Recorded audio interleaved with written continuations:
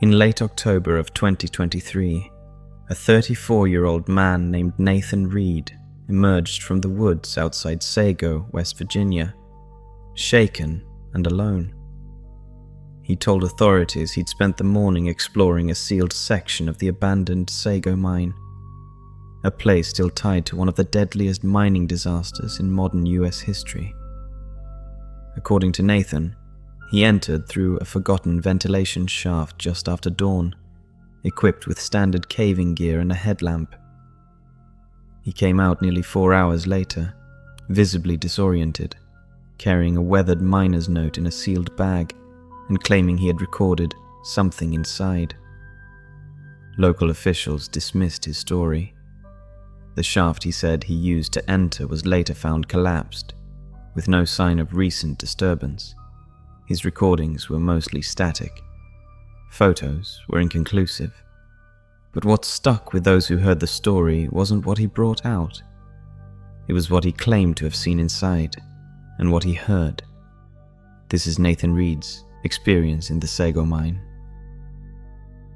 I've been to dozens of places that locals avoid. Abandoned asylums, forgotten ghost towns, derelict hospitals, with history baked into the walls. But the Sago mine was different. It wasn't just the tragedy, it was how people talked about it, or rather, how they didn't. Whispers, that's all I ever got. Short answers, eyes darting away, the occasional muttered, just let them rest. No urban legend-style embellishments, no dramatic tales, just avoidance. And in my experience, when a place is truly feared, it means something real happened. I arrived in Upshur County, West Virginia, on a cold Tuesday morning in late October.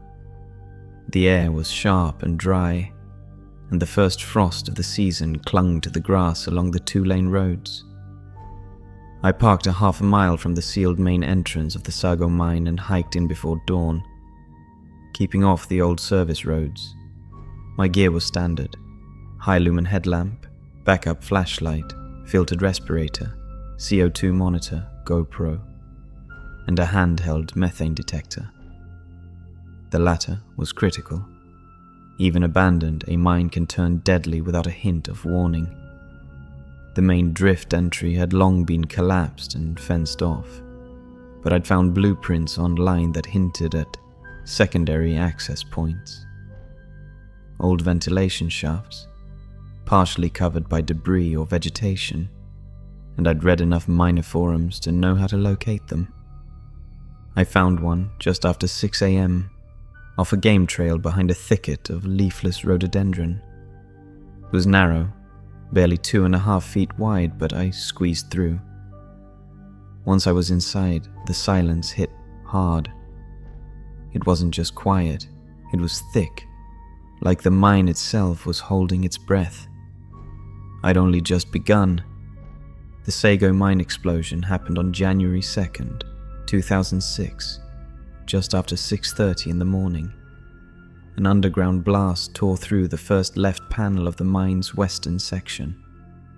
The cause was eventually linked to a lightning strike that ignited a pocket of methane gas, though the exact sequence of failures that followed was heavily debated. 13 men were underground that morning. A dozen were working roughly 2 miles in when the explosion occurred.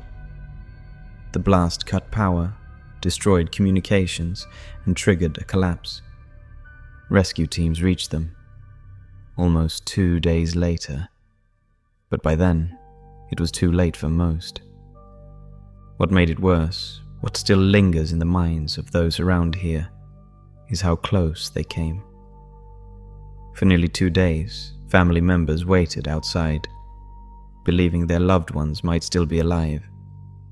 When rescuers finally breached the section where the miners had holed up, only one man was still breathing: Randall McCloy.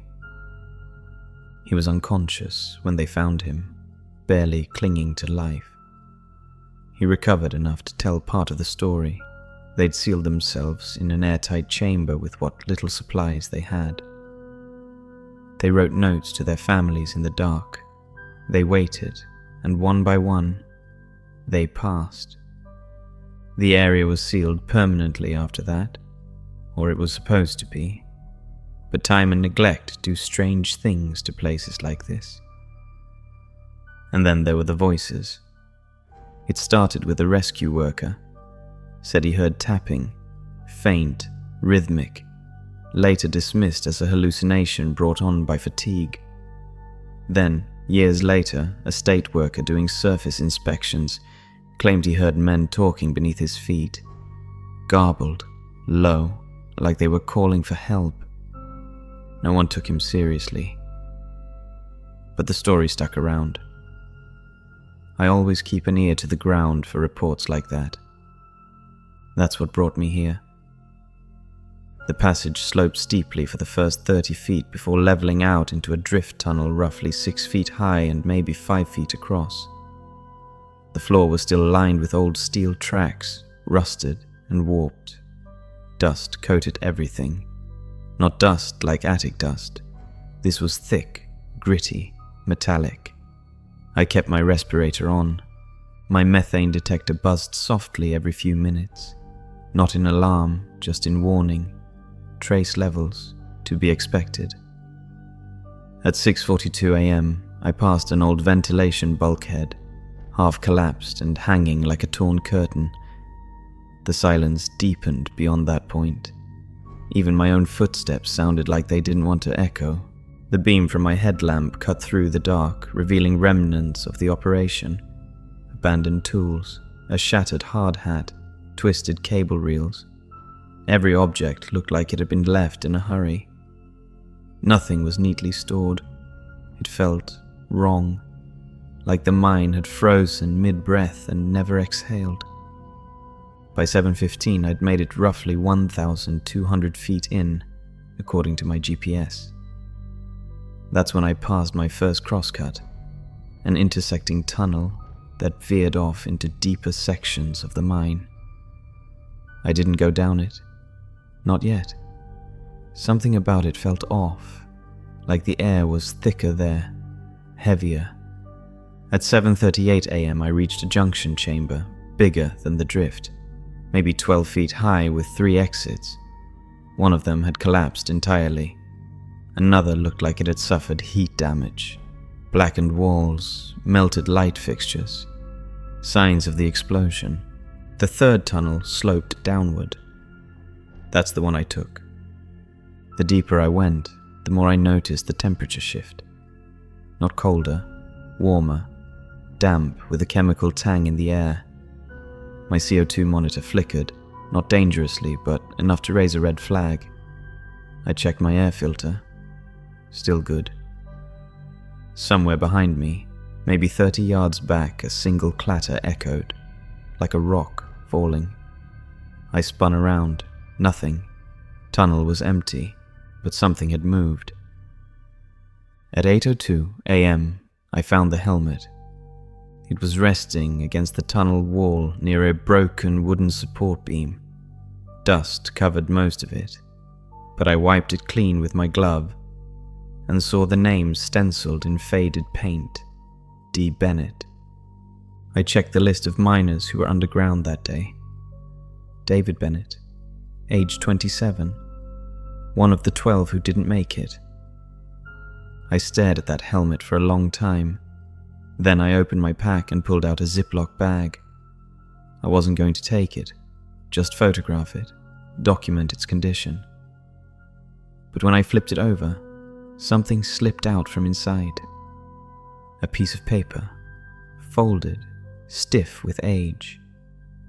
It was a note, barely legible. Most of the ink had bled into the paper, but I made out the words. Tell her I didn't stop trying. Love you. That's when the air shifted. Not physically, emotionally, like the tunnel suddenly noticed me. My headlamp dimmed for a second, my ears popped, and then came the sound. Voices, faint, distant, male voices, like they were talking behind a thick wall. I turned in a slow circle, trying to pinpoint the direction. Could have been an echo. Could have been my own breathing bouncing off the rock, but I knew what I heard. And then I saw the markings, carved into the rock wall at shoulder height, along a 20-foot stretch of tunnel. They weren't deep, scratches more than carvings, but they formed patterns, circles, intersecting lines, tally marks.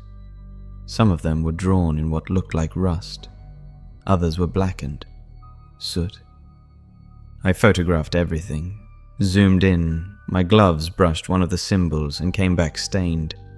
The voices grew louder. "Hey, get out." "Still here." I held my breath. The tunnel in front of me narrowed, ending in a rusted door frame leading into an old manrip garage, where miners once waited for rail transport deeper into the network. The door was ajar. Inside, the room was filled with more markings. They covered the walls, the ceiling, a chaos of scratched words and shapes. In the corner, an old oxygen tank lay on its side, ruptured, and then my headlamp flickered again and went out. Total darkness. I froze. No sound, no light, just the wet drip of condensation and the tight grip of panic pressing into my chest. I clicked on my backup flashlight. It sputtered once, then stayed on. The room had changed. The markings were still there, but now they glistened, fresh, wet, like they'd just been drawn. And in the center of the floor was a boot print, deep, filled with black water, still dripping. Then came the voices, clearer this time. "Help us. 12 of us." He lied. Not alone. They didn't come from a direction. They came from everywhere. From the walls, the floor, the air itself. I backed away, heart pounding. The beam of my flashlight passed over the far wall and landed on something impossible. A photo, pinned to the rock with a rusted nail. It was of a group of men, in mining gear, dirty, smiling, unaware. One of them, center frame, was me, wearing my current jacket, holding the same flashlight. But I'd never been here before. I staggered back, lungs tightening. The air buzzed with a low-frequency hum.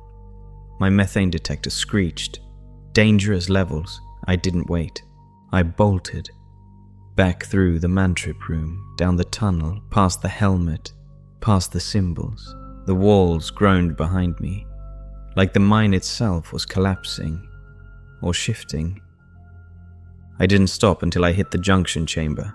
From there, I barely navigated my way back to the entrance shaft, scraping my shoulders and arms on the narrow rock as I scrambled out into daylight. It was 9:41 a.m. The silence outside felt just as heavy as inside. I sat by my car for over an hour, reviewing my camera footage. Some of it had corrupted. The section with the photo, gone. Just static. The audio recorded voices, but distorted, fragmented, enough to raise questions, not enough to confirm anything. I kept the note from the helmet. It's still in a sealed container in my apartment. I've shown it to a few experts. They say the ink degradation is consistent with paper left underground for nearly 20 years. But here's the thing. When I went back 2 weeks later with a proper crew, the access shaft was gone, collapsed. No signs of recent entry, no helmet, no carvings, nothing. Sometimes I wonder if I imagined it all. Maybe the gases affected my brain. Maybe the pressure, the darkness warped what I saw. But I still have the photo. The one of the miners. My face isn't in it anymore. But my jacket still is.